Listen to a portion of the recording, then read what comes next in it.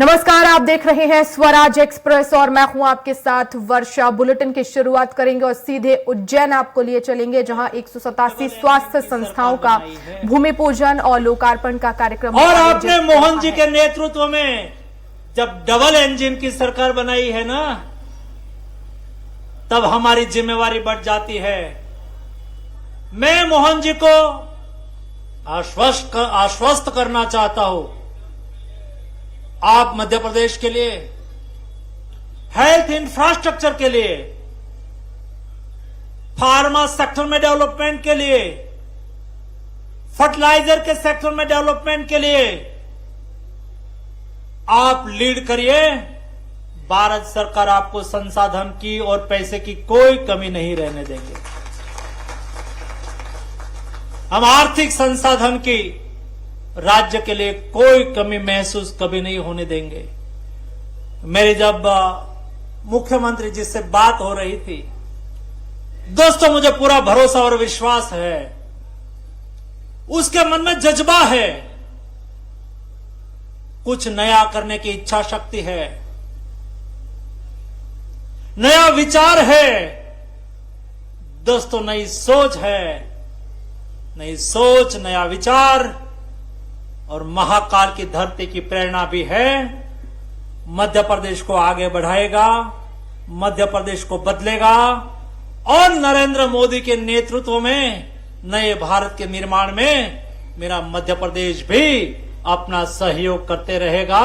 उसमें हर हमेश भारत सरकार की ओर से हमारा सहयोग रहेगा। आप सबको मेरी ओर से हार्दिक शुभकामनाएं। धन्यवाद। बहुत बहुत धन्यवाद माननीय केंद्रीय मंत्री जी, आपका आभार। मध्य प्रदेश को सौगात देने के लिए देवी और सज्जनों, अब समय हो गया है उन्हें सुनने का, जिन्हें कई लोग विकास पुरुष कहते हैं तो कई उन्हें मानते हैं अपने सुख और दुख का साथी, लेकिन इन सबसे ऊपर वे असाधारण व्यक्तित्व के धनी हैं। अपनी माटी और मातृभूमि के प्रति जो प्रेम आदरणीय मुख्यमंत्री डॉक्टर मोहन यादव जी का रहा, अब उस प्रेम को वे समूचे प्रदेश पर न्यौछावर कर रहे हैं। जिन्होंने मिटाया मिथ्या को नकारा, अपने राजा महाकाल के शरण में उज्जैन में रात भी बिताई और सिद्ध किया कि समूचे ब्रह्मांड के राजा महाकाल हैं। आइए स्वागत करें महाकाल राजा के बेटे, हमारे अपने मुख्यमंत्री डॉक्टर मोहन यादव जी का। मेरे साथ सभी प्रेम से बोले जय श्री महाकाल। क्षिप्रे नर्मदे महारानी की। आज का ये बाबा महाकाल की शरण में प्रसादम लोकार्पण कार्यक्रम और अद्वितीय प्रतिभा के धनी डॉक्टर मांडविया जी के लिए करतल ध्वनि से अभिनंदन करें, उनका स्वागत करें। बहुमुखी प्रतिभा के धनी, अलग अलग सेक्टर में अलग अलग प्रकार से जैसे वो काम करते हैं, और कुछ उदाहरण हमारे सामने भी है कि जब दुनिया में कोविड की चुनौती थी, भारत में भी चुनौती थी, ऐसे में हेल्थ सेक्टर में कैसे काम करना। यशस्वी प्रधानमंत्री के नेतृत्व में लगभग 25 साल से वो जिस भी काम में मोदी जी आगे बढ़ते हैं, बहुत नजदीकी से सबसे ताकत से कोई समर्थन करता हुआ दिखता हुआ कोई व्यक्तित्व होता है तो डॉक्टर मांडविया होते हैं, ये मैं जानता हूं और हमने उसको हर जगह महसूस किया। इसी कार्यक्रम में मंच पर विराजमान उप मुख्यमंत्री, मेरा अभिन्न मित्र और मेरी जनकपुरी के साथी भाई राजेंद्र शुक्ला जी, भाई साहब हमारी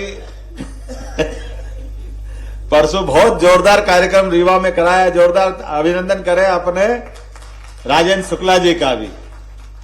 स्वास्थ्य राज्य मंत्री नरेंद्र शिवाजी पटेल जी के लिए अभिनंदन करें। नरेंद्र जी भी बहुत युवा ऊर्जा के धनी हैं, लगातार अच्छे से अच्छा काम करते हैं। इसी मंच पर विराजमान हमारे लोकप्रिय सांसद मित्रवर अनिल फिरोजिया जी, करतल ध्वनि से उनका भी अभिनंदन करें। मेरे कॉलेज के साथी और उत्तर और दक्षिण दो ध्रुव पे पृथ्वी टिकी हुई है, कमोवेश क्या योग है ऐसा। मांडविया जी, ये नॉर्थ और साउथ के माध्यम से हमने पृथ्वी पे सारे जीवन की अवधारणाओं को लेके चलते हैं। मैं अभी अपने भाषण में बताऊंगा, आगे थोड़ा सा अभी क्रम के साथ भाषण में कर लूं। हमारे एक और विधायक मित्र मेरे छोटे भाई सतीश मालवीय जी, घटिया के बहुत अच्छे विधायक, नगर निगम के महापौर मुकेश टटवाल जी, सभापति बहन कलावती यादव जी, विधायक जितेंद्र पंड्या जी, जितेंद्र जी भी ऊर्जा के धनी हैं, उज्जैन विकास प्राधिकरण के अध्यक्ष माननीय श्याम बंसल जी, इस अवसर पर मौजूद हमारे भाजपा के जिलाध्यक्ष विवेक जोशी जी, महामंत्री द्वय संजय अग्रवाल जी, सत्यनारायण खोईवाल जी, मंच के सामने बैठे माननीय जगदीश जी, रूप पमनानी जी, अशोक कड़ेल जी, ओम जी, माननीय सुल्तान सिंह शेखावत जी, इकबाल सिंह जी, सारे के सारे वरिष्ठ जन, जितने नाम बोलो, डॉक्टर प्रभुलाल जाटवा जी, डॉक्टर रमेश शर्मा जी, बहादुर सिंह चौहान जी, सारे मित्रों के लिए जोरदार अभिनंदन करते हैं। मैं आप सबको प्रणाम करता हूं। ये हमारी उज्जैन की रचना, भाई साहब, आपको पृथ्वी को समझना हो तो आप उज्जैन को समझ लो, तो हमारी पृथ्वी का लघु रूप ध्यान में आ जाएगा। 84 लाख योनियों का संसार, जिनके माध्यम से हमारे शरीर की कल्पना की जा सकती। हमारे यहाँ 84 महादेव है। 84 महादेव के माध्यम से हम पूरी कल्पना अपने सारे पूर्व जन्मों के आधार पर इसको समझ सकते हैं। दुनिया में 7 सागर है, हमारे यहाँ 7 सागर है। जो 7 सागर से हमने दुनिया को पृथ्वी पे जल की 70% उपस्थिति मानी है। और इसी प्रकार से कालों के काल महाकाल, ऐसा माना जाता है कि पृथ्वी एक बॉल है और बॉल पे 2 धागे लगाए, एक ऐसा और एक ऐसा, उसका जो क्रॉस बिंदु बनेगा वो क्रॉस बिंदु सेंटर पॉइंट है। और ऐसा माना जाता कि वो काल का केंद्र महाकाल का केंद्र है, क्योंकि हर एक का जीवन नियत है। इस चराचर जगत में सब कुछ दृश्यमान में हर एक कोई घूम रहा है, कोई स्थिर नहीं। चंद्रमा पृथ्वी के चक्कर लगा रहा है, पृथ्वी सूर्य के चक्कर लगा रही है, सूर्य सौरमंडल के साथ किसी और के चक्कर लगा रहा है, कहीं आकाश गंगा तक ये क्रम जारी रहता है। और ऐसे में हम सब जानते कि पृथ्वी की रचना भी अगर अपन समझे तो हम अपने ये जो काल का नगरी है, ये वास्तव में भविष्य का ग्रीनविच है। 300 साल पहले तक दुनिया में समय की शुद्धता की गणना कहीं से अगर होती थी तो उज्जैन से होती थी। ये उसका सेंटर पॉइंट है। और हमने इस सेंटर पॉइंट को लेकर के साइंस टेक्नोलॉजी विभाग को जोड़ करके एक नई ऑब्जर्वेटरी भी बनाई। आईआईटी और फिजिक्स के डिपार्टमेंट यूनिवर्सिटी को जोड़ करके उस पर रिसर्च कराने का काम भी चालू कराया। और अपनी आंखों से आप 21 जून और 22 दिसंबर को देख सकते हैं। दिन के मध्याह्न में ठीक 12 बजे सूर्य देवता जब अपनी कक्षा बदलते हैं तो आपकी आंखों से दिखाई देगा कि सूर्य उत्तरायण से दक्षिणायन में कैसे प्रवेश कर रहा है। जब ऐसा कहते हैं कि एक समय ऐसा आता है कि जब छाया भी आपका साया भी आपका साथ छोड़ देता है। वो पॉइंट अगर देखना तो वो अपने उज्जैन से हमको दिखाई देता है। ऐसे कई सारे बहुत सारे प्रकार है। और आप ये देखिएगा कि दुनिया में जब किसी का भी कोई बड़ा व्यक्तित्व निखर के आया है, जिसको दुनिया एक तरह से अमरता की श्रेणी में लाती या महानतम श्रेणी में खड़ा करते हैं, उसका कभी न कभी उज्जैन से संबंध आया ही होगा। उज्जैन से संबंध आए बिना व्यक्ति का विराट व्यक्तित्व नहीं होता है। यह गौरवशाली महत्व भी उज्जैन का है। हजारों साल से, लाखों साल से प्रभु राम का 17 लाख साल का अयोध्या का घटनाक्रम हमने देखा है। प्रभु राम उज्जैन में अपने पिता के श्राद्ध करने के लिए उज्जैन आए। काकभूषुंडी के माध्यम से रामायण जी की पूरी रचना की महत्ता उज्जैन से जुड़ी हुई। और ये नहीं, 5000 साल पहले भगवान कृष्ण का भी उज्जैन में ही शिक्षा दीक्षा हुई। 64 कला, 14 विद्या, आचार्य सांदीपनि का आश्रम, उनकी एक ससुराल उज्जैन, राजा सूरसेन यादव की लड़की मित्रविंदा से। ऐसे कई कई कारणों से 2500 साल पहले हमको मालूम है, जब अपना एक अलग दौर से देश गुजर रहा था, बौद्धों की एक नई ताकत का उदय हो रहा था, महात्मा बुद्ध के काल में भी उज्जैन का विशेष महत्व रहा है। 2200 साल पहले सम्राट अशोक ने यहीं 10 साल गुजार करके उनकी 2 संतानों का यहाँ संबंध रहा है। यहीं से संघमित्रा और महेंद्र लंका में जाकर के बौद्ध धर्म के प्रसार के लिए गए। 2000 साल पहले सम्राट विक्रमादित्य तीन भाइयों की जोड़ी है, हम सब जानते हैं, भगवान राम और लक्ष्मण, भगवान कृष्ण और बलराम, और तीसरे भाइयों की जोड़ी है हमारे उज्जैन से जिसका संबंध आता है, सम्राट विक्रमादित्य और भर्तरी। ये तीसरी जोड़ी उज्जैन की, ये गौरव भी उज्जैन को मिला है। और मैं आज के इस अवसर पर बहुत सारी बात कर सकता राजा भोज के जीवन काल में, जिनने एक राजा होते हुए भी कितने प्रकार की विशेषता हो सकती किसी के अंदर, जिसकी आयुर्वेद की दक्षता आज भी उनके आयुर्वेद के लिखे हुए भोजपत्रों के प्रमाण आज उनका अलग प्रकार का व्यक्तित्व लाते हैं। शस्त्र शास्त्र तमाम प्रकार की चीजों में भोज का जो विराट व्यक्तित्व था, राजा भोज की राजधानी भी उज्जैन रहा है। और मैं मान के चलता हूं यशस्वी प्रधानमंत्री के नेतृत्व में भी प्रधानमंत्री जी का जब नाम गोवा में घोषित हुआ, मुझे इस बात की प्रसन्नता कि हमारी विचार बैठक उज्जैन में हुई थी, उज्जैन से डिसाइड हुआ कि भविष्य का प्रधानमंत्री कौन बनेगा, तो नरेंद्र मोदी जी का नाम जो गोवा में जाकर के डिक्लेयर हुआ, उसकी जो शुरुआत हुई है, उसका बीज मंत्र यहां से पढ़ा गया था। मुझे इस बात की प्रसन्नता है माननीय यशस्वी प्रधानमंत्री के नेतृत्व में, नरेंद्र मोदी जी के नेतृत्व में जिस प्रकार से दुनिया ने लोकतंत्र को, भारत के लोकतंत्र को गौरवान्वित किया है, वो जो एहसास हमारे सबके सामने है, वो कई बार कई प्रतियोगिताओं में कई बार परीक्षा देकर के भी ऐसा लगता है कि कुंदन तपने के बाद निखर के आता है। उसी रूप में उनका जो स्वरूप निखर के आया जब आपने कोविड की बात छेड़ी।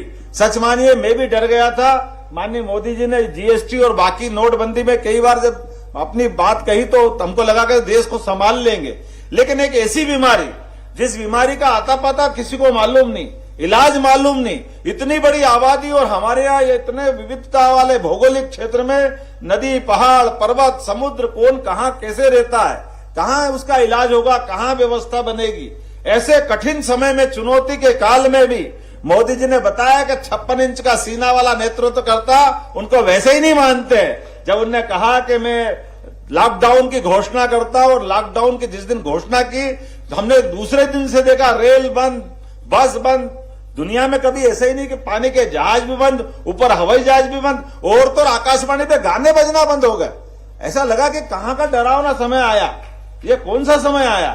लेकिन ऐसे कठिन समय में भी जब उनको भी आगे मार्ग मालूम नहीं था, लेकिन एक बात उनको मालूम थी, परमात्मा की कृपा से भारतवासियों पे सदैव देव कृपा सदैव रहती आई है। बाबा महाकाल की कृपा आती है। दुनिया की कई बड़ी चुनौतियां भारत ने ऐसे ही सहन नहीं की है। ये बाबा महाकाल की कृपा है। वैज्ञानिकों को प्रोत्साहन दिया, आप जैसा सुयोग्य व्यक्ति उनके साथ था, और हमने देखा कि दुनिया में अलग रूप से निकल करके हमारा वो दौर आया जब हमने दुनिया के सामने न केवल अपने नागरिकों की जान माल की रक्षा की, बल्कि दुनिया के अंदर भी जो मानवता का सिद्धांत है, सर्वे भवन्तु सुखिनः सर्वे सन्तु निरामया, जो हम बात उदात्त बात वेद मंत्रों की गाते हैं, उसको ऐसे ही नहीं दोहराते हैं, वो स्थापित करके दिखाया है। ये विराट व्यक्तित्व मोदी जी के माध्यम से हमारी सनातन संस्कृति धन्य हुई है। मुझे इस बात की प्रसन्नता है कि इसी मंत्र के आधार पर जो हमारा सांस्कृतिक अनुष्ठान का जो पर्व चल रहा है, ये हमारा अपना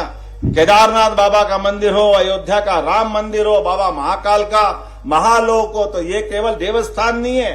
केवल देवस्थान पे पूजा पाठ के कर्मकांड के लिए हम आमंत्रित नहीं कर रहे, हम उनकी सभी प्रकार की चिंता कर रहे हैं। मैं आपका अभिनंदन करता हूं, ये प्रसादम के माध्यम से आपने ये खाने पीने के जो स्वास्थ्य की मूल चीजें, हाइजेनिक खाद्य के माध्यम से जो देश का पहला सेंटर का उद्घाटन किया है, मैं आपका वंदन करता हूं, अभिनंदन करता हूं, बधाई देता हूं। और आज का ये दिन आपके इस माने मात्र से मैं आपकी जानकारी के लिए बताना चाहूंगा कि डबल इंजन की सरकार कैसे काम करती है। माननीय मांडविया जी, जैसे ही मैंने शपथ ली और कहा गया कि कल आपको कैबिनेट लेना होगी, और कैबिनेट लेने का जो एजेंडा था, बाबा महाकाल की कृपा थी।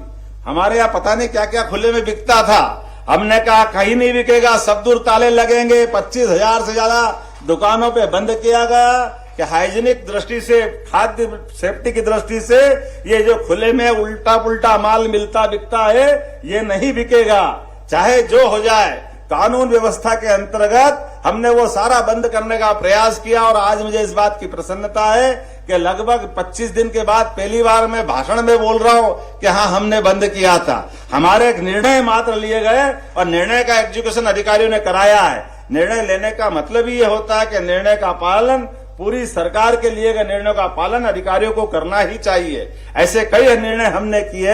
मैं आज के इस अवसर पर, चूंकि आज आपने एक बहुत अच्छी बात भी कही है, क्योंकि आप हेल्थ मिनिस्टर हैं और आपने बड़ी संभावना देखी। आपके लिए जानकारी में देना चाहूंगा, जब मंत्रिमंडल का गठन किया तो मंत्रिमंडल के गठन में हमने ये जो अलग अलग मंत्रालय थे, चिकित्सा शिक्षा मंत्रालय अलग, चिकित्सा मंत्री अलग, हमने कहा इसकी जरूरत नहीं, जो पूरा आपने बताया कि पूरे देश में एक ही होता है। हमने हमारी भूल सुधार ली है। हमने सारा जवाबदारी राजेंद्र शुक्ला जी को दी है कि हम हमारे चिकित्सा मंत्री और चिकित्सा के साथ चिकित्सा शिक्षा मंत्री भी ये रहेंगे। आपके नेतृत्व में जो माननीय प्रधानमंत्री ने घोषणा की है कि हम पूरे देश के अंदर कम से कम एक लोकसभा में एक मेडिकल कॉलेज लाएंगे।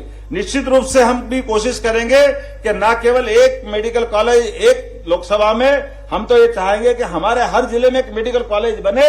इस दिशा में हम लगातार काम कर रहे हैं, क्योंकि हेल्थ से बढ़कर के कुछ हो नहीं सकता है। ऐसे कई कई कामों को लेकर हम लगातार आगे बढ़ रहे हैं। आज के इस अवसर पर आपने बहुत हमारे लिए, एक तरह से मैं आपका आभार मानता हूं, और उज्जैन में मेरा जवाबदारी दोहरी हो जाती है। उज्जैन का मैं विधायक भी हूं और उज्जैन से साथ साथ प्रदेश की जवाबदारी भी आपके माध्यम से मिली है। इस नाते से मैं आपका आभार भी मानता हूं और उम्मीद करता हूं कि स्वास्थ्य सेवाओं को लेकर के आपका लगातार समर्थन हमको मिलता रहेगा। और आज ही के अवसर पर लगभग 227 करोड़ के कई सारे निर्माण कार्य, लोकार्पण, भूमि पूजन का भी आज हमने इसी कार्यक्रम के माध्यम से दोनों कार्यक्रम किए। एक बार करतल ध्वनि से पूरे कार्यक्रमों का कि विकास का कारवा लगातार चलता रहेगा, विकास के मामले में कोई कॉम्प्रोमाइज नहीं होगा। इसी प्रकार के लगातार कार्यक्रम चलते रहे। कल ही हमने तय किया है कि इस बार की मकर संक्रांति महिला सशक्तिकरण के लिए होगी, क्योंकि माननीय मोदी जी ने कहा है कि हमारी दृष्टि में केवल 4 ही जातियां हैं, उसमें महिला, किसान, युवा, गरीब। तो निश्चित रूप से हमारी सरकार इन चारों सेक्टर में बराबरी से काम कर रही है। मैं उम्मीद करता हूं कि इन कामों के माध्यम से निश्चित रूप से न केवल लोकतंत्र गौरवान्वित होगा, बल्कि 21वीं शताब्दी में भारत माननीय मोदी जी के नेतृत्व में दुनिया का सबसे सशक्त राष्ट्र बन के उभरेगा। ये कामना करते हुए एक बार फिर आप सबका आभार मानता हूं, धन्यवाद देता हूं। बहुत बहुत धन्यवाद। जय श्री महाकाल। बहुत बहुत धन्यवाद माननीय मुख्यमंत्री जी। बड़ी सुंदर बात आपने कही। 4 ही जात है, 4 ही जातियां हैं, महिला, किसान, युवा और गरीब, और चारों का विकास ही है सरकार का एजेंडा।